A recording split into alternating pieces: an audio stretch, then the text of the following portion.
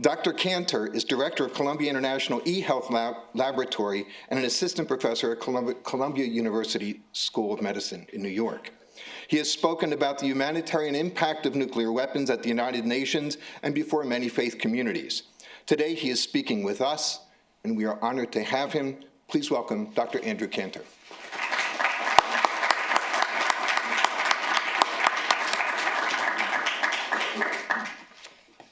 Good morning, everyone.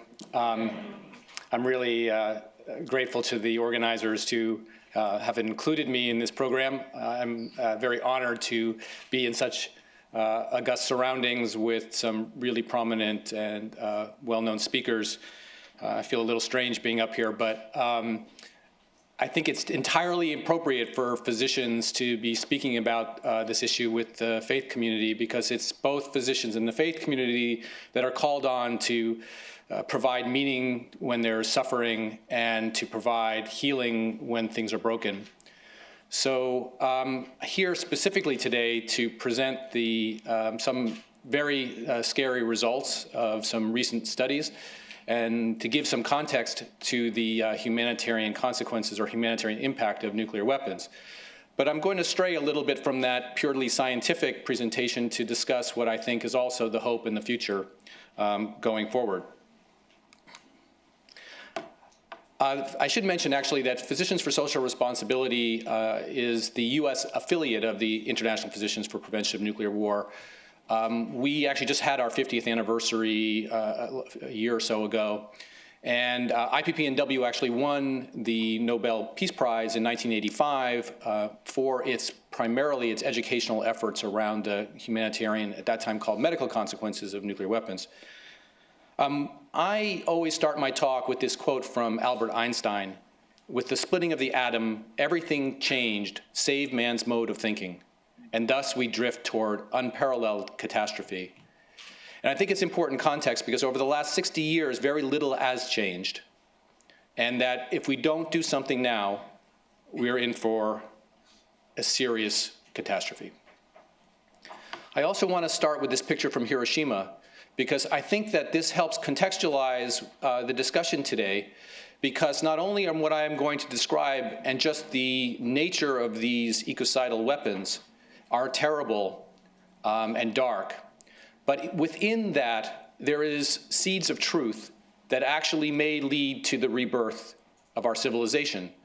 And I think it's important to recognize not just the horror of what these weapons represent, but also what the solution for them, the potential it represents for us.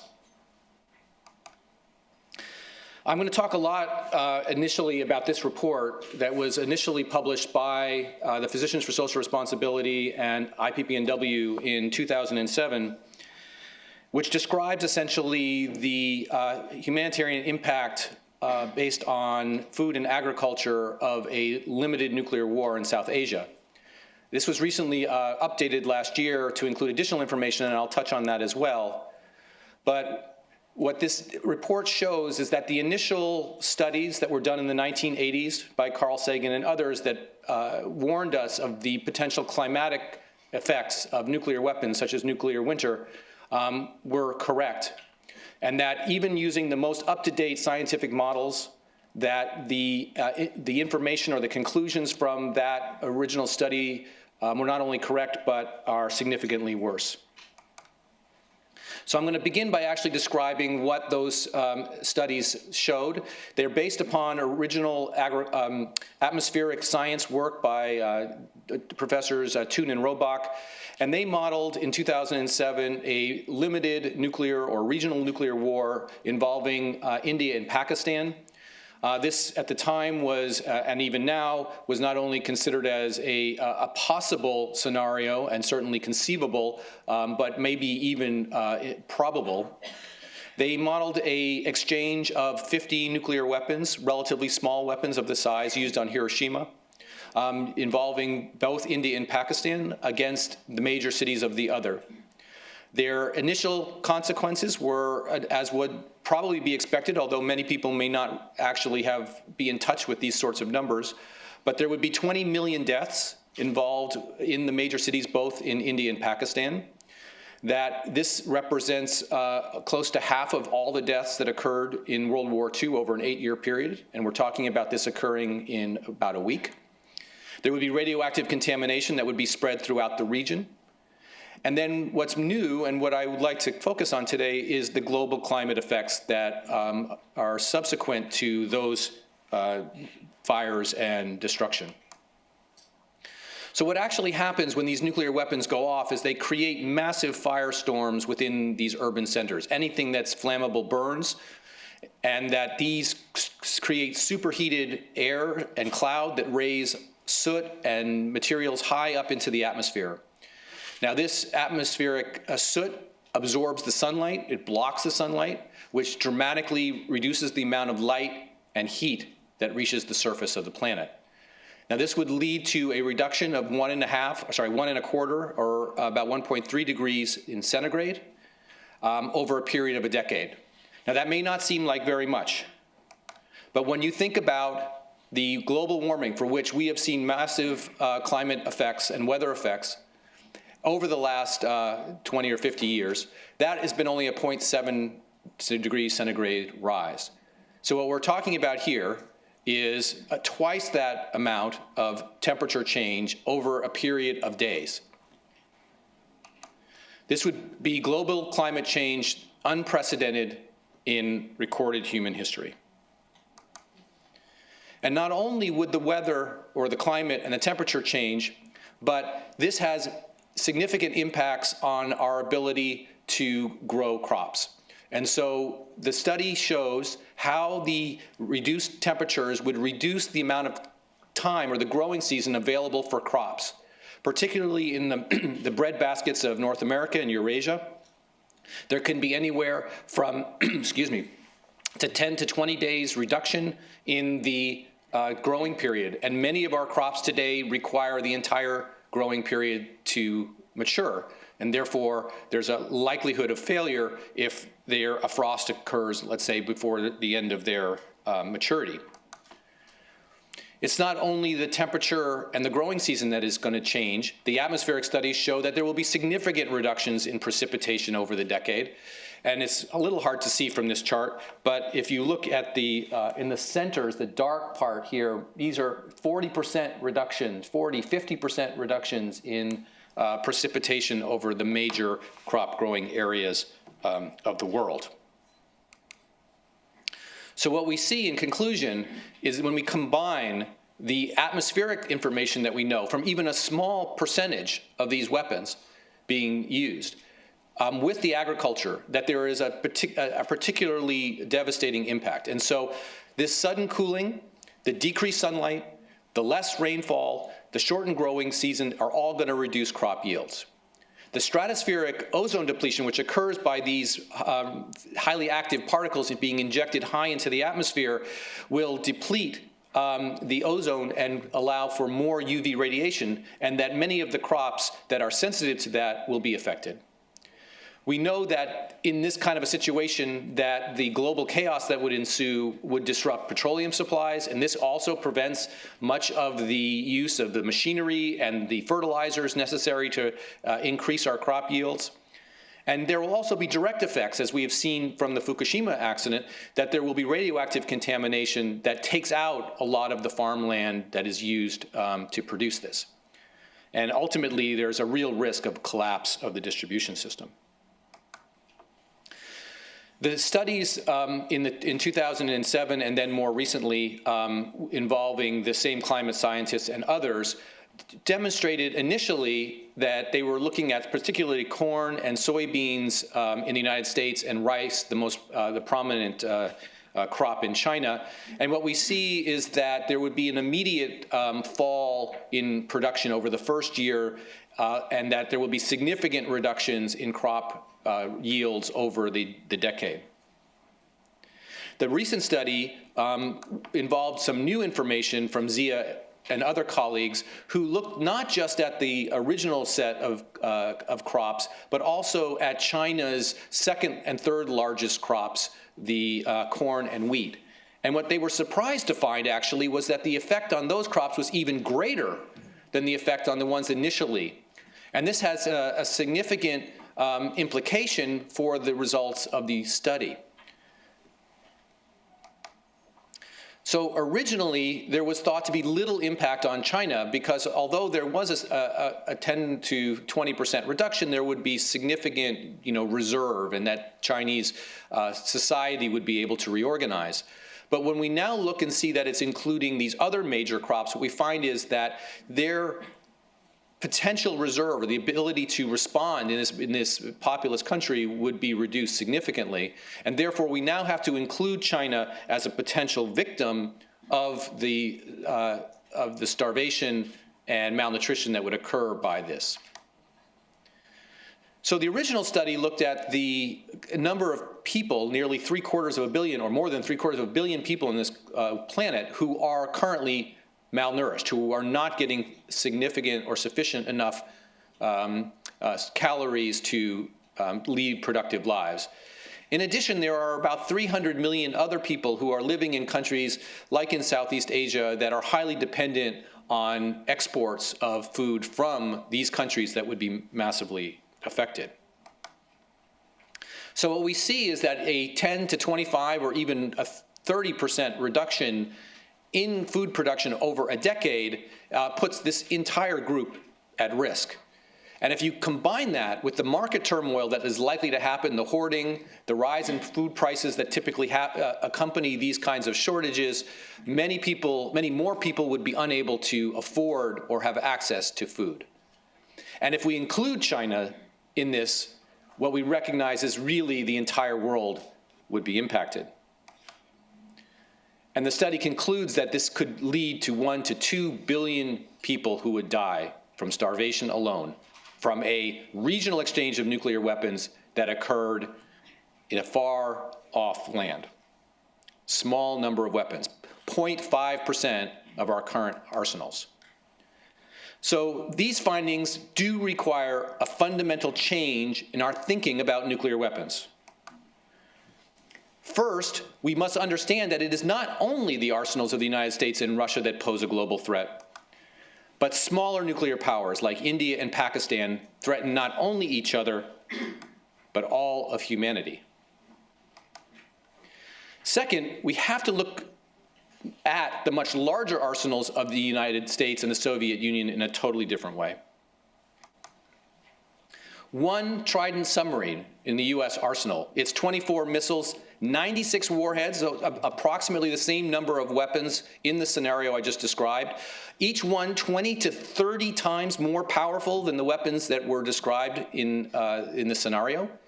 So one nuclear submarine in the United States fleet would be able to bring about this global climate catastrophe, killing 1 to 2 billion people. And the United States has 14 Trident submarines. Now, people have rightly recognized that we've done a lot of work in reducing nuclear weapons since the peak in the 1950s. However, even under the most rosy of circumstances, under the New START agreement, which allowed a little bit over 1,500 weapons apiece, if we use the same scenarios and suppose that there was either an accidental or intentional release of nuclear weapons, what would the effects be? And whether we're talking about fear of nuclear weapons over the Ukraine, or an accidental use of them because of failure of our command and control environments, or just simply an accident, what would happen? Well, instead of 5 million tons of soot and debris being launched into the upper atmosphere, we're now talking 150 million tons. This would create so much soot that it represents the nuclear winter scenario that was discussed in the 80s. So this reconfirms those results. What it shows is that there are massive reductions in temperature, an average not of 1.25 degrees, but 8 degrees in centigrade over the decade. There are areas of the United States and the Soviet Union where there are 30-degree reductions in centigrade, in temperature. The Earth has not experienced temperatures of this cold since the coldest part of the last ice age. It is very conceivable and likely that not only would all agricultural production stop, but that most of human life would die, and probably most of all life on the planet. So this puts us at a crossroads. We ultimately have to make a decision. We can no longer remain on the path that we are on and expect there to be a different outcome from the direction that we are heading. It is inevitable that if we do not remove these weapons from our societies, that eventually they will be used, and we will not survive. Now, I've been working for some 30 years now on this project to remove nuclear weapons, and Physicians for Social Responsibility also works on all of the gravest threats to human health and survival, including climate and toxic degradation. And it really struck me when my son was born a couple of years ago that we don't have the time and the luxury. The president may have said that it wasn't in his lifetime, but when I look at my son, it is going to be in his lifetime, because there is no alternative. He is going to face the consequences. We're already facing the consequences of what climate change has done to this planet. So there is no luxury of time here. We must act, and we must act now. But I think there really is hope, and I'm going to spend the last few minutes, I hope, in proposing a framework together that we may take forward. I think it is possible to safely and sustainably live on this planet. We can eliminate nuclear weapons and redirect the $105 billion that are spent on them annually to solving our other problems. I think that if we remove nuclear weapons alone, in isolation, we will not have saved this planet. There are many things lined up that are going to kill us. We have to figure out how the elimination of nuclear weapons will, as I mentioned before, change our way of thinking in such a way that we set up the consequences of solving the other problems. So these critical issues of nuclear weapons, climate change, poverty, toxic degradation of the environment, they're not going to be dealt with easily. All of us must play our part. This is not about the 99% and the 1%. This is about the 100%. This is not about non-nuclear weapon states or nuclear weapon states. This is about all states. We have got to find a solution where we all work together to ensure our survival. We have to find a way of using our spheres of influence to change the level of discourse. There is no discourse now. The hostility and the arrogance between us, we are not talking to each other, we're talking past each other. We have to find out a way to reach out to all people and to change our way of thinking and find positive solutions. And I'm going to propose a couple of ethical principles, given our context today, that I hope might be a start. And they're really just proposals. I'm going to propose 3 principles and potentially 3 practices that each one of us can use to take this process forward. One on a personal level, one on a community level, and one on a global level. I guess you could say this is my prescription for survival. On a personal level, I think the principle is one of respect, recognizing the inherent equality of all people and of all life on this planet. We have to respect each and every one of us. We must learn to love ourselves first, and then expand that compassion to everyone else. We have to recognize that we are each products of 13.5 billion years of evolution. We are success stories, every one of us. Our ancestors all had to have survived for us to be here. So we're in a way all miracles. And this means that we have to talk to one another in a different way. We have to accept ourselves and accept others and come to resolution of our conflicts without violence. On a community level, I think the principle is one of interdependence. Science has taught us just how interdependent our systems are. Whether it's our food production, as I've described, whether it is our economies, which we frequently talk about, even the air that we breathe, we are highly integrated. So the purpose or the practice is one of altruism and generosity.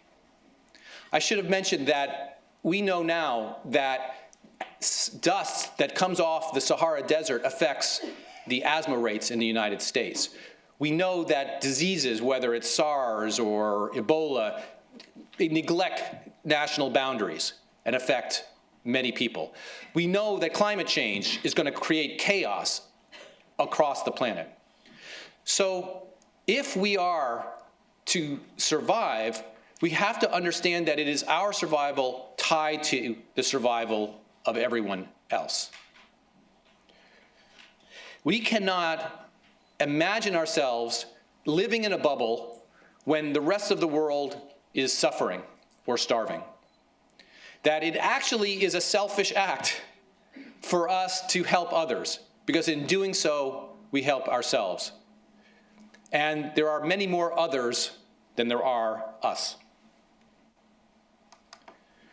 On a global level, I think the principle is one of universal responsibility. It's quite remarkable that we've had this opportunity to see the planet from space. We only live just on this one planet. I think Rusty Schweiker may have said it best when the Apollo astronaut, when he was looking out at the planet from the capsule, and he said that anything that he cared about, all art and music and people that he loved, and anyone that he ever would love, was on that blue and white speck that he could cover up with his thumb from the window. There is no other place we can go. And I don't know if you've seen, and I probably should have included a picture, when you look at the Earth from the side, the amount of atmosphere and life on this planet is like a thin speck. It's like the thickness of a balloon around the center air. We have very little space on which we have to live. And so what this really tells us in some ways is that our responsibility is not just to ourselves and our generation, but to all future generations. It's like the Native American proverb that says, we do not inherit this planet from our grandparents. We are borrowing it from our grandchildren. So the practice we must have is one of restraint. We cannot consume the way we have been doing. It is absolutely necessary for us to balance what our needs are with those of the future. Now, these principles and practices are, I think, a foundation for a dialogue amongst all of us on how we can survive. But there are some practical things that I would also advocate for. I think it is essential for us to become informed, to be educated not only about the problems and the humanitarian impact of these weapons, which are so terrible, but we also need to understand what the solutions are and be able to speak to the solutions and the hope. We cannot make the same mistake we made in the 80s, which was to scare everyone to death, but not solve the problem. We can advocate for a ban on nuclear weapons and eventually a convention eliminating all weapons of mass destruction. You can sign the abolition or humanitarian impact petition, and Martin Fleck, who's our security director from PSR, is here today with that petition. You can be part of the larger solution. You can advocate for reducing our carbon footprint and switch to sustainable and renewable energy sources. And you can live more healthily and sustainably for the benefit of the planet and all future generations. Now, I started this talk with a quote from Einstein that showed what was our predicament, that we had to change our way of thinking if we were to survive. We have not changed that way of thinking. We are at a tipping point. This is the time. We have an opportunity. And I'd like to end with another quote from Einstein, which I think does cover this for us. A human being is part of the whole called by us universe, a part limited in time and space. We experience ourselves, our thoughts, our feelings as something separate from the rest. It's kind of an optical delusion of consciousness. This delusion is a kind of prison for us, restricting us to our personal desires and to affection for a few persons nearest to us. Our task must be to free ourselves from this prison by widening our circle of compassion to embrace all living creatures and the whole of nature in its beauty. I think this is our task. It's PSR's task, it's IPPNW's task, it's SGI's task, it's our diplomats' task, it's the students' task, that we must take this on, and we can be seen as a force that will be so powerful that it will overcome whatever darkness and inertia and inevitability of our destruction that we see. If there are 7 billion people on this planet who have, by either inaction or doing small bad things, have led us to this crisis, it only takes each one of us doing one small thing on a daily basis in the right direction, 7 billion people doing the right thing, to immediately turn this thing around. And we do not have the luxury of time. Every day is borrowed time, and for my son's future and all of our sons and daughters' futures, let's do this. Thank you.